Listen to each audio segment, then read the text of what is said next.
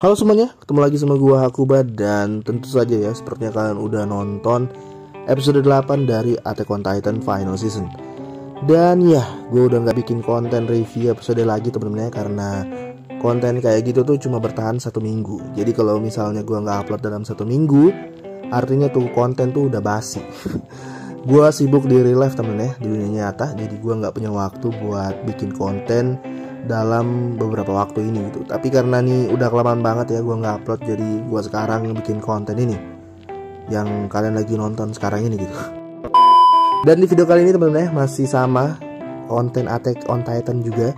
Di sini gue bakal ngebahas salah satu dari 9 Titan Shifter, yakni Founding Titan. Tapi sebelum itu teman-teman, mungkin kalian yang baru saja mampir ke channel ini dan baru pertama kali lihat video gue, kalian bisa bantu gue untuk subscribe dulu channel ini dan nyalain lonceng notifikasinya juga, biar kalian selalu dapat update dari channel ini ke depannya gitu. Dan karena nih channel masih sedikit banget subscribernya, gue sangat-sangat berharap agar kalian tuh bisa bantu gue untuk share video ini ya, atau channel ini ke teman-teman kalian atau ke circle kalian yang suka anime tentunya. So, mungkin itu aja temen ya. Mungkin kita bisa langsung masuk aja ke pembahasannya. Let's go. Episode 8 dari Attack on Titan Final Season sepertinya meninggalkan luka yang mendalam ya untuk para fans Attack on Titan, termasuk gue sendiri temen-temen ya. But selain luka dan kesedihan, sepertinya episode ini juga meninggalkan tanda tanya di benak beberapa penonton. Bisa gue katakan kalau pengungkapan terbesar dari Assassin Bullet kemarin itu adalah kehadiran Zeke Yeager. Seperti yang kita tahu kalau Zeke ini pada episode 7 itu terakhir terlihat adalah saat dirinya terhampas oleh granat milik Levi. Tapi pada episode 8 kemarin teman-teman ya, kembali menampilkan Zeke di pesawat milik para Survey Corps dan dikelilingi oleh para pemimpin mereka pada saat itu. Bahkan dengan kematian Sasha yang tragis ya, kehadiran Zeke masih mendominasi episode tersebut untuk para penikmat anime tentunya, dan mengungkapkan siapa sebenarnya pengkhianat dari pihak Marley. Dan satu fakta mengerikan adalah keberadaan Zeke di sana adalah karena darah bangsawannya yang dibutuhkan oleh Eren untuk bisa mengaktifkan kekuatan sebenarnya dari Founding Titan. Eren sendiri sebenarnya telah memiliki Founding Titan sejak awal, yakni saat Grisha menyuntikkan Eren dan mengubahnya menjadi Titan. Karena pada dasarnya teman-teman ya, ayahnya Eren ini adalah orang yang memegang Founding Titan dan juga Attack Titan sebelum Eren. Jadi karena Eren makan bapaknya ya, otomatis Founding Titan itu dan juga Attack Titan menjadi milik Eren. Cuman sayangnya si Eren ini nggak bisa mengaktifkan kekuatan sebenarnya dari Founding Titan yang ada di dalam tubuhnya. Terus mungkin kalian ada yang nanya ya kan, nih Titan nih kekuatannya apa sih? Kok Marley pengen banget gitu ya ngerebut nih Titan dari Eren? Semengerikan apa sih? Nah buat kalian yang nggak tahu temen-temen ya, Founding Titan ini adalah Titan pertama dari ke-9 Titan Shifter ya. Titan ini pertama kali dipegang oleh Ymir Freeze ribuan tahun lalu. Titan ini sendiri memiliki kekuatan untuk memanipulasi atau mengubah subjek Ymir ya, yakni keturunannya orang-orang Eldia lah, menjadi Titan gitu. Bahkan dia mampu mengubah seseorang itu untuk bisa sebesar Colossal Titan, seperti Titan-Titan yang berada di dalam dinding di Pulau Paradis gitu. Selain itu, Founding Titan bahkan bisa mengontrol para Titan murni dengan teriakannya ya, serta memanipulasi baik ingatan serta tubuh fisik dari subjek Ymir itu sendiri gitu. Begitulah cara Raja Freeze menghapus ingatan seluruh orang yang berada di dalam dinding di masa lalu. Tapi kekuatannya ini tidak berlaku untuk para Archemen dan keturunan Asia teman-teman. Walaupun mereka juga Eldia, tapi kalau misalnya mereka punya darah Archemen dan juga darah dari keturunan Asia, mereka tuh nggak bisa dihapus ingatannya gitu. Walaupun mereka ada dalam dinding juga gitu. Jadi kalian bisa lihat ya, kekuatan sebenarnya dari Founding Titan ini benar-benar mengerikan banget karena bisa ngerubah fisiknya seseorang ya, dan juga memanipulasi ingatan para subjek Ymir gitu. Bahkan bisa mengontrol para Titan-Titan yang berada dalam dinding gitu ya, Titan kolosal gitu. Jadi mengerikan banget gitu. Nah pertanyaannya adalah, kenapa Eren tidak bisa menggunakan kekuatan yang benar-benar overpower ini? Sederhana aja teman-teman ya, karena Eren bukan darah bangsawan. Untuk bisa mengakses kekuatan Founding Titan harus seseorang yang berdarah bangsawan. Nah berhubung Eren ini bukan darah bangsawan teman-teman ya, jadi dia ini punya cara alternatif gitu untuk bisa mengaktifkan Founding Titan ini. Jadi Eren harus minta izin ya sama si Ymir, punten Ymir minta izin buat bisa ngaktifin Founding Titan gitu. Nah, caranya minta izin tuh benar-benar harus ke dunia pet ya, dunia pet. Pokoknya ke dimensi lain gitu, dimana di dimensi ini si Ymir itu hidup gitu. Nggak benar-benar hidup sih. Nih dimensi itu nggak ada kematian teman-teman, tapi nggak benar-benar hidup juga. Jadi disinilah si Ymir ada gitu. Nah, si Eren ini harus masuk ke dunia ini teman-teman, tapi nggak bisa sembarangan orang yang bisa masuk gitu. Harus orang yang berdarah bangsawan. Jadi si Eren ini harus melakukan kontak fisik dengan seseorang dengan darah bangsawan. Inilah kenapa si Zeke dibutuhkan, karena si Eren ini harus masuk ke dunianya si Ymir dulu ya, melalui kontak fisik dengan seseorang dengan darah bangsawan. Dan ya, si Zeke darah bangsawan gitu. Pada episode 20 ya, di season ketiganya terungkap bahwa sebenarnya Zeke ini adalah anak dari Grisha, yaitu ayahnya Eren, dan juga Diana Frisch, yang dimana Diana ini sendiri adalah keturunan langsung dari kerajaan, yang berarti begitu juga dengan Zeke gitu, karena dia mewarisi darah bangsawan itu dari ibunya gitu ya, dari Diana. Sebenarnya selain Zeke itu ada satu orang lagi temen ya yang memiliki darah bangsawan. Dia adalah Historia, yang merupakan seorang pahlawan perang ya, dan juga seorang ratu yang berkuasa di Pulau Paradis. Tapi sepertinya Eren lebih memilih Zeke ketimbang Historia, karena dengan alasan nggak mau ngerubah Historia itu menjadi Titan gitu. Dia nggak mau si Historia ini menanggung beban gitu. Dan juga karena si Eren nggak mau ada orang yang dia sayang itu berumur pendek gitu. Karena pewaris kekuatan Titan Shifter itu memiliki batas waktu kehidupan itu cuma 13 tahun sejak mereka mendapatkan Titan Shifternya. Karena itulah Eren gak mau si Historia dikorbankan. Jadi dari sini memilih si Zeke, karena si Zeke juga minta gitu ya. Ya lagian mereka kan saudara gitu, jadi saling membutuhkan. Nah, kita semua telah melihat ya apa yang terjadi saat Eren melakukan kontak fisik dengan seseorang yang berdarah bangsawan. Setidaknya ada dua momen yang bisa kita lihat. Pertama adalah saat Eren menyentuh Smiling Titan atau Titan tersenyum ya, yang sebenarnya itu adalah Diana Frisch dalam bentuk Titan murninya pada episode 12 di season kedua.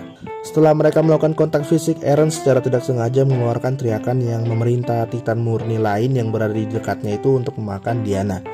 Pada saat itu Eren tidak tahu kalau dia baru saja membunuh ibu Zeke, ibu tirinya sendiri gitu.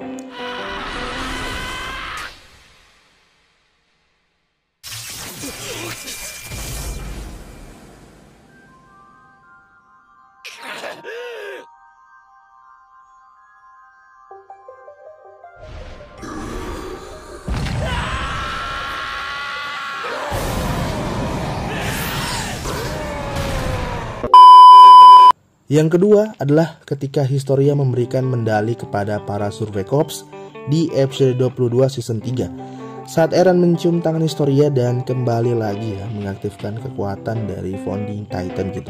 Nah, pada momen inilah teman-teman ya, saat-saat dimana Eren itu berubah menjadi Eren yang sekarang. Banyak mungkin yang beranggapan ya kalau pada momen ini tuh Eren dibanjiri oleh ingatan-ingatan keluarga Frisch, terutama kalian-kalian yang gak baca manga gitu. Tapi sebenarnya teman-teman ya, Eren itu tidak melihat ke masa lalu, melainkan melihat ke masa depan. Tepatnya saat dirinya itu menghasut ayahnya sendiri untuk bisa merebut Founding Titan dari keluarga Reiss. Jadi kalau menurut gua temen-temen ya, Eren ini kedoktrin oleh dirinya sendiri gitu, dimana dia melihat masa depan dan melihat dirinya mengambil tindakan yang benar menurut dirinya di masa depan. Itulah kenapa ya temen-temen ya, Eren sekarang itu juga mengambil jalan yang sama dengan Eren di masa depan. Ya agak susah dipahami karena gue juga rada susah ngejelasinnya ya. Nanti gue bakal buat video sendiri untuk ngebahas hal ini. Oke, lanjut.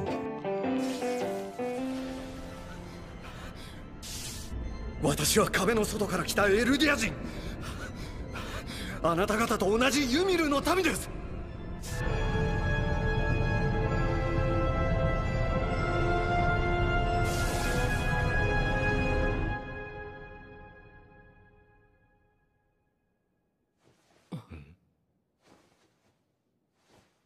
エレン。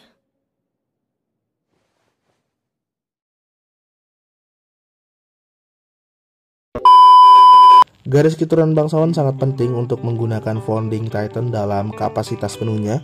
Kenapa seperti itu? Seperti yang gue bilang sebelumnya teman-teman ya, karena pengguna Founding Titan yang baru ini harus terhubung langsung dengan Founding Titan yang asli, yakni Ymir Frisch. Seluruh keluarga Freeze memegang tahta mahkota selama berabad-abad dan menjaga keturunan kerajaan itu tetap utuh. Baik Zeke dan juga Historia terkait atau terhubung langsung dengan Ymir selama beberapa generasi, dan merupakan dua orang berdarah bangsawan yang masih hidup sampai sekarang. Ymir adalah manusia pertama yang memiliki kekuatan untuk berubah menjadi Titan, dan darahnya Ymir harus mengalir di pembuluh darah si pengguna Founding Titan yang baru. 8 Titan Shifter lainnya sepertinya adalah versi yang lebih dipermudah dari kekuatan aslinya, yakni Founding Titan. Itulah kenapa teman-teman ya, 8 Titan Shifter lainnya ini tidak memiliki batasan genetik.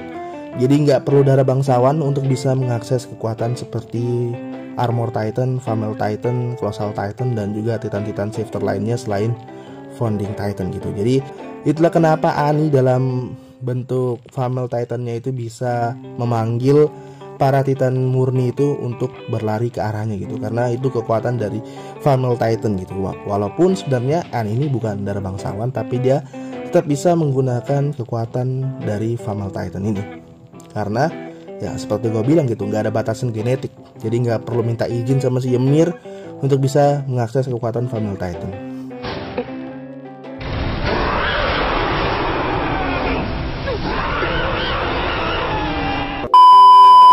Eren membutuhkan Zeke teman-teman ya untuk bisa mengakses Founding Titan miliknya, dan juga si Zeke ini membutuhkan Eren untuk bisa menyempurnakan rencananya gitu.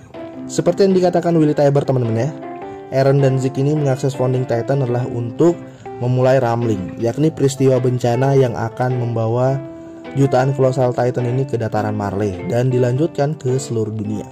Hal ini tentu saja akan memutus harapan dari Raja Karl Freeze untuk memberikan kedamaian pada dunia dengan tidak melakukan peristiwa yang mengakhiri dunia tersebut.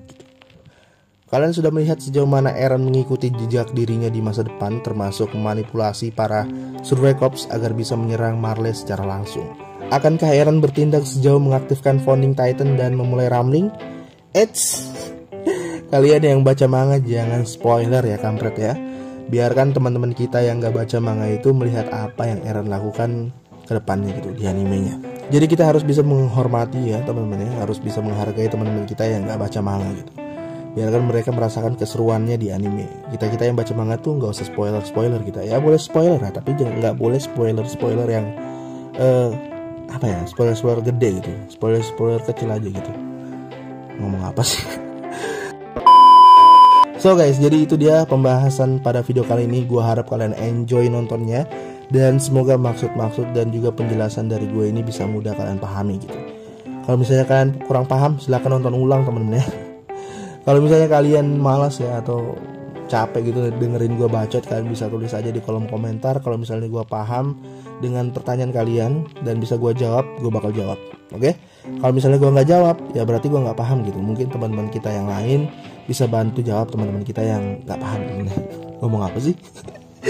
So, jika kalian suka dengan video ini silahkan like. Jika kalian tidak suka dengan video ini silahkan dislike 2 kali. Lalu untuk bersupport gue di channel ini silahkan subscribe teman-teman ya. Jangan lupa untuk nyalain lonceng notifikasinya juga biar kalian selalu dapat update dari channel ini ke depannya. Jangan lupa komen dan share. Sampai bertemu di video-video berikutnya. See you on the next time guys. Dadah. Terus melangkah meratakanmu, lelah hati perhatikan titanku. Jalan pikir Marley buatku ragu, titanku ini akan berjalan. Berlahan Ramling pastikan berlalu, ku coba untuk menginjak dirimu. Berlahan Marley pun terberlenggu, ku coba untuk lanjutkan itu. Engkau bukan lawan titanku, bukan tempat untuk hentikan Ramlingku. Lukai sudah semuanya rata, biar Bang Haji menghapus jejakmu. Ratakan segalanya, ratakan segalanya. Oh my god, what's wrong with me?